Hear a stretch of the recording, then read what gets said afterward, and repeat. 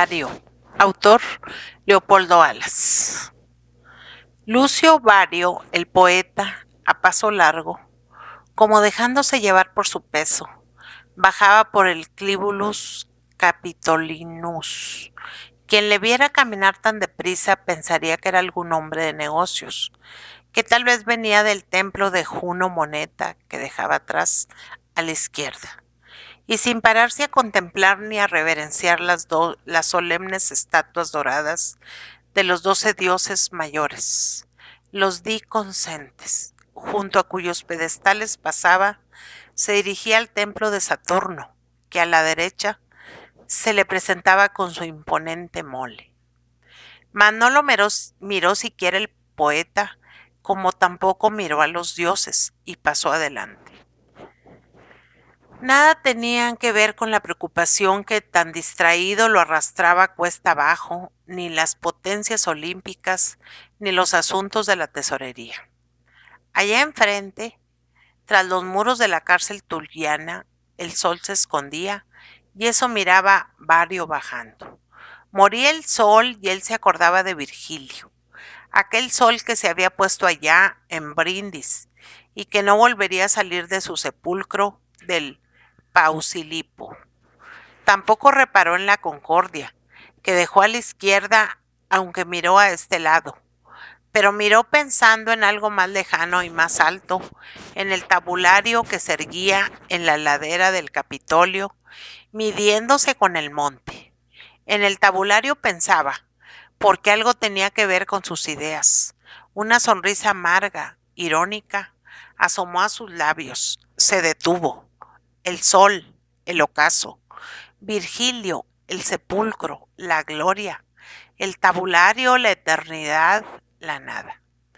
Todos estos pensamientos pasaron por su frente. Era el tabulario depósito de archivos, precaución inútil de la soberbia romana para inmortalizar lo pasajero, lo deleznable, archivar, guardar, ¿para qué? ¿Dónde estaba el archivo de las almas? Se guardaba el papiro, se guardaban los dípticos duplios, los multiplices se guardaban tabellae y pujillores. Llenaban con ellos armarios sin nidi, y el poeta a la sepultura. En vano era todo el artificio y la pompa fúnebre de libitinarios pollintores, designadores, tibicines y praeficae. En vano el aparato del funus publicum, de la naeneae, porque todo ello había de acabar en el capulo o en el cestrino, el sarcófago o la urna cineraria, y después molliter cubent osa, buenas palabras y el olvido, el olvido. El olvido también para el poeta. Habrían hecho mal Tuca y él en desobedecer el mandato del poeta muerto, que pedía para su poema la hoguera, mientras ellos lo conservaban intacto para la inmortalidad. Corría septiembre, el mes en que pocos años antes habían enterrado a Virgilio, y Roma, la Roma del Foro, del Comitium, la que bullía al pie de Janus Bifrons, la de los banqueros y negociantes que olvidaban las 3 parcas vecinas y se entregaban al agio con ardores dignos de la eternidad, no pensaba ya ciertamente en el cantor de Eneas. Alrededor de los Janos qui sunt in regione Basileae Pauli, las abejas interesadas del negocio zumbaban rozándose con varios sin verle. Estaba vivo y ya no le veían. Siguió adelante, dio con su cuerpo, como si anduviese por máquina llevado por el hábito, en el Janus Vicus, y se encontró sin querer entre los suyos. En el vaivén de la vida literaria, en las tiendas de libros, donde sentados o de pie discutían los aficionados de las letras, mientras iban y venían los literati, los esclavos copistas, llevando bajo el brazo sus notas tironianas, trípticos, polípticos, mostrando algunos todavía las manos manchadas del Atramentum Librarium en que mojaban el cálamo. Vario, entre los suyos, sintió una invencible repugnancia. La vida efímera y apasionada de las letras le daba en aquel momento horror. Juicios falsos, gustos nuevos, envidias, rencores. Todo se revolvía allí con la febril ansiedad de lo pasajero.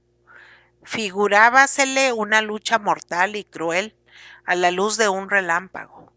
Relámpago era la vida, y aprovechaba su luz, la pasión para herir, para saciarse matando el bien ajeno. Entre la multitud de rollos, brillando a los últimos rayos del sol poniente, cornúa y umbilici de lujosos volúmenes, vio los rótulos de las obras del amigo muerto, bucólicas, geórgicas, Eneida, y vio a los propios hijos, los de su ingenio, entre ellos el panegírico de Augusto y su famosa tragedia, Tiestes. Pero estaban en los estantes, en los nidi, como enterrados en vida. Sintió un escalofrío. Se le figuraron sus obras metidas en los nichos del librero, cosas muertas ya, de su propio ser, algo de su alma enterrado. El pergamino, el papiro, las tablas enceradas morían también. En la librería estaban de cuerpo presente, después en las bibliotecas tenían su sarcófago, el tabularium, que era más que un panteón. Sin hablar con nadie, desdeñando la locuela de parásitos y poetas neófitos que le sonreían y saludaban, tomó por la vida sacra a la derecha, dejó a la izquierda la basílica Porcia y parándose vuelta a la espalda la curia hostilia, contempló en silencio y con desprecio el foro que tenía enfrente. El foro también callado en aquellas horas, pero en su imaginación todavía hirviente con el rumor de los espumarajos de la calumnia y la mentira. Allí la retórica se empleaba en el mal, en el daño, más francamente que en el libro. Los rostros desiertos parecían restos de un naufragio en el mar, de las pasiones curialescas y políticas. Cuánta ira, cuánto engaño habían brotado de allí y cuánta sangre. Últimamente la sangre de César, César, su héroe, el de su poema. Como para salvar aquella imagen, para que no se la matasen allí, para que ahogasen la fantasía y el corazón aquellas ideales emanaciones de sangre y odio, que parecía sentir exhalándose del foro. Vario huyó. Tuvo que buscar un poco de aire más puro y subió la cuesta del Palatino, dejando a la izquierda el templo que habitaban las vestales. Pero no se ahogaba solo en el foro, se ahogaba en toda Roma. Por su espíritu pasaban ráfagas como venidas de oriente, de aquellas que sentimos que a veces mueven, como las brisas, las mieses, los versos de Virgilio, ráfagas de espiritual anhelo, de piadosa contemplación de lo futuro. Vario, el poeta de los terríficos festines de los Pelópidas, el complaciente cantor cortesano de Augusto, sentía como una esclavitud su vida romana, y sin saber lo que era, buscaba aún más allá, algo nuevo, más puro, más libre, más noble, y debía de estar allá, hacia el oriente. También el dulce amigo, el cisne mantuano, había sentido al llegar la muerte el ansia de volver los ojos a oriente, de atravesar el mar, de tocar el suelo de aquella Grecia, maestra de las almas. Al mar oriental, se dijo Vario, y en un instante trazó en su mente el itinerario del viaje imaginado.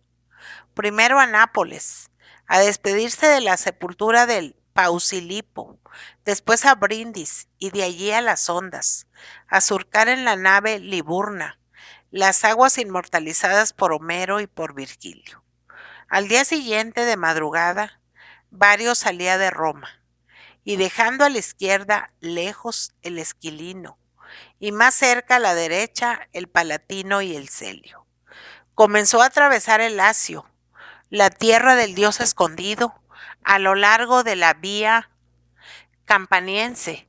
Llegó a Nápoles, visitó el sepulcro de Virgilio, meditó sobre aquellas piedras y a los pocos días emprendía el camino de Brindis.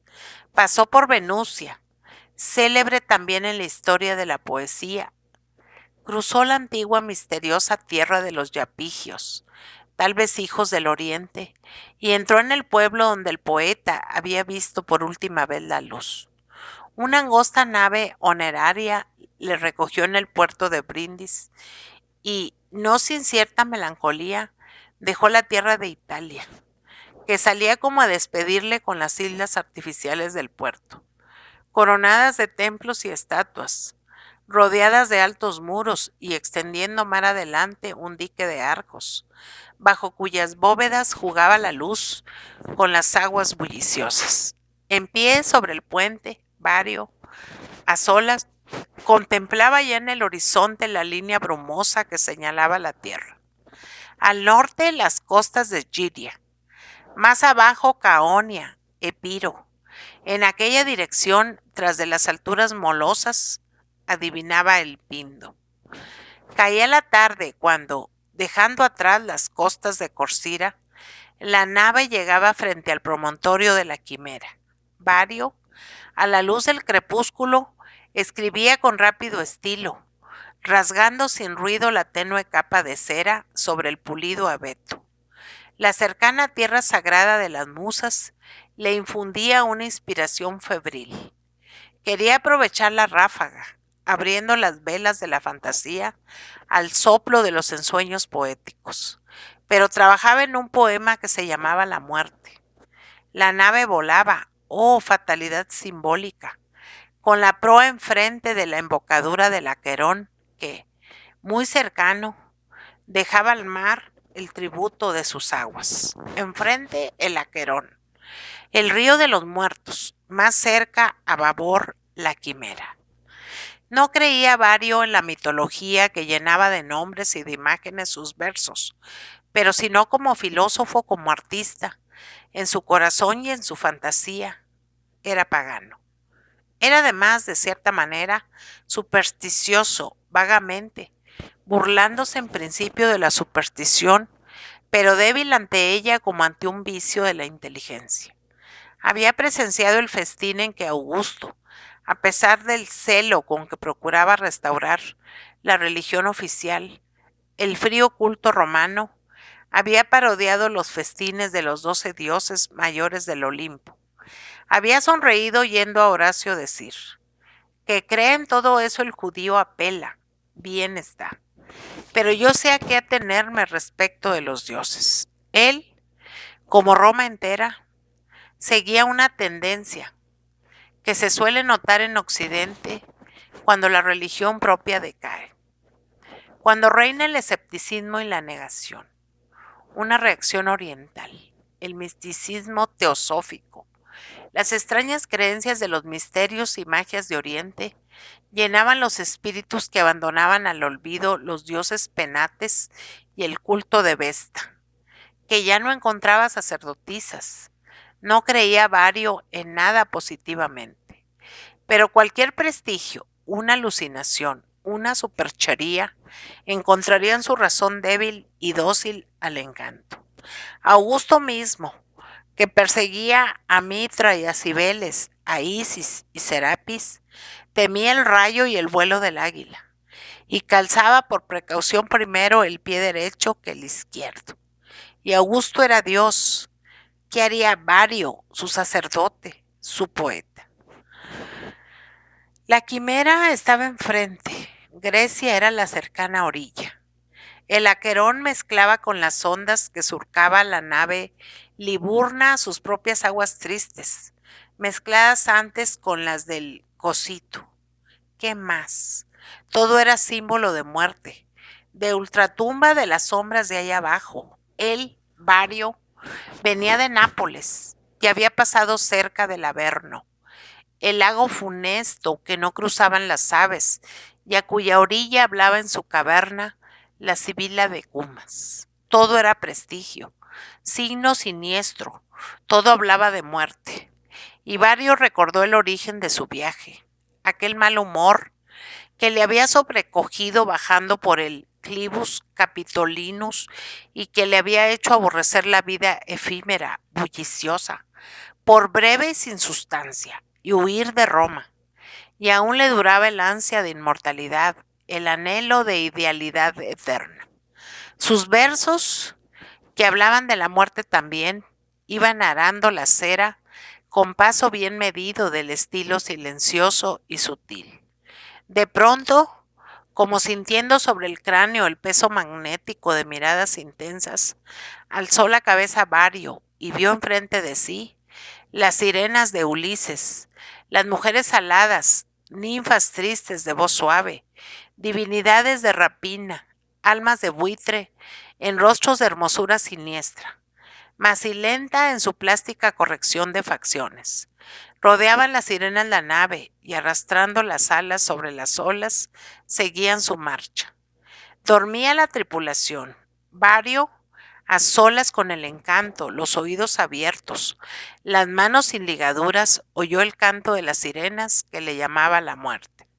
Y decía el coro: Lucio, Vario, ¿por qué trabajas en vano? Trabajas para la muerte, trabajas para el olvido. Deja el arte, deja la vida, muere.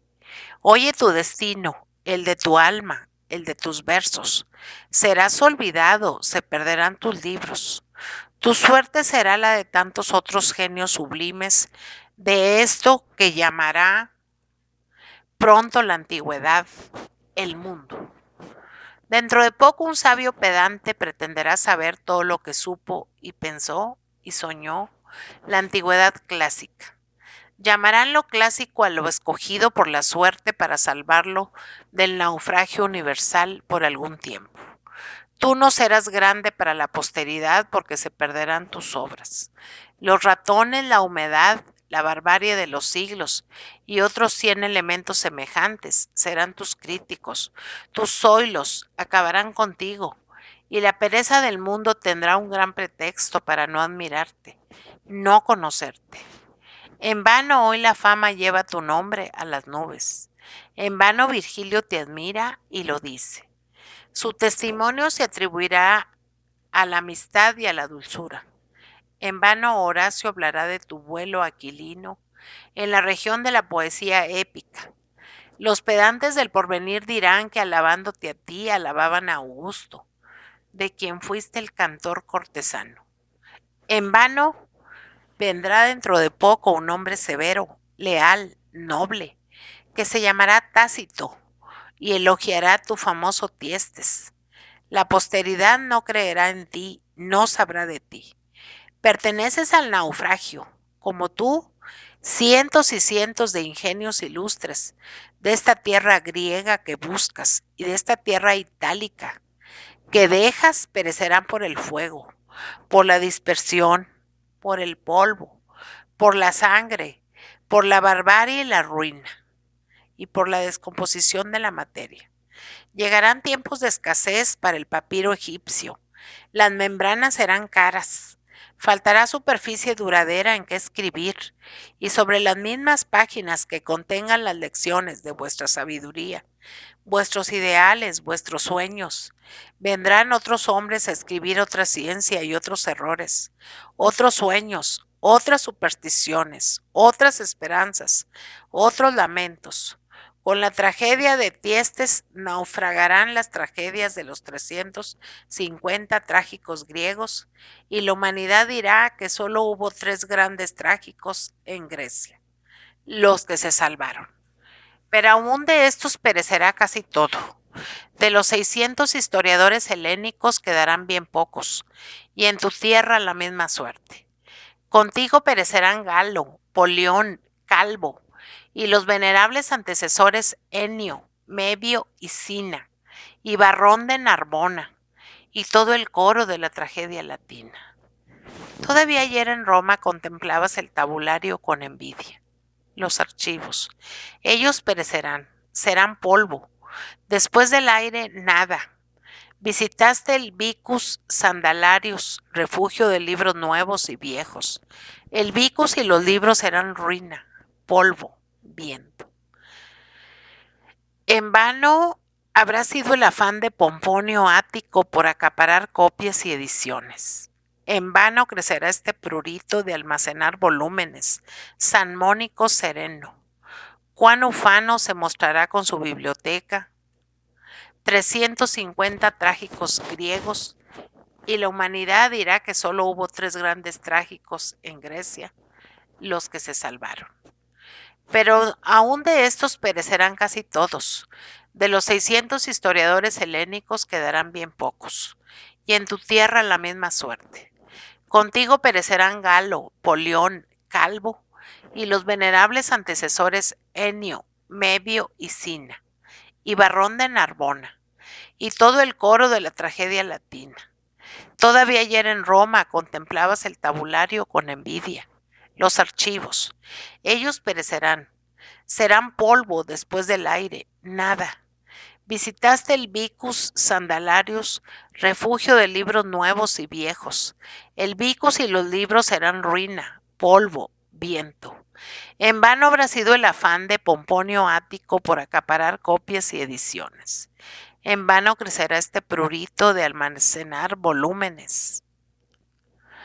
Cuán ufano se mostrará con su biblioteca de 62,000 tomos. Roma llegará a tener 29 bibliotecas públicas. Un poco de polvo del desierto que se detiene a un punto, a engañar a la vanidad y a la curiosidad humana en forma caprichosa. Seguirá soplando el viento del olvido y el polvo volverá a cruzar el desierto. Vario, adelántate a la muerte, sé tú el olvido.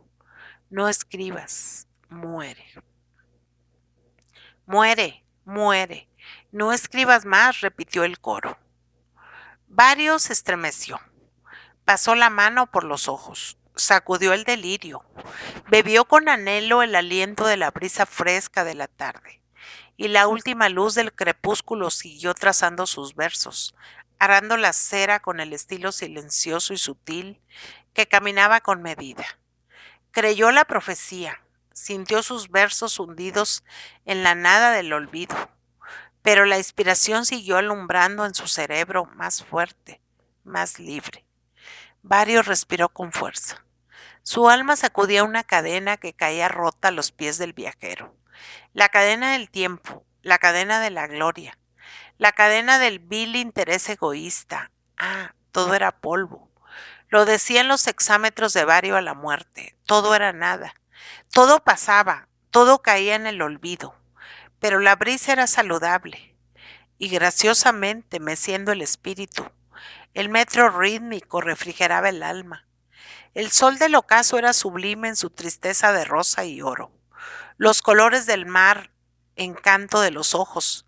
La paz de las ondas parecía una música silenciosa. Y Vario, que el mundo no conocería mientras vivía, era poeta.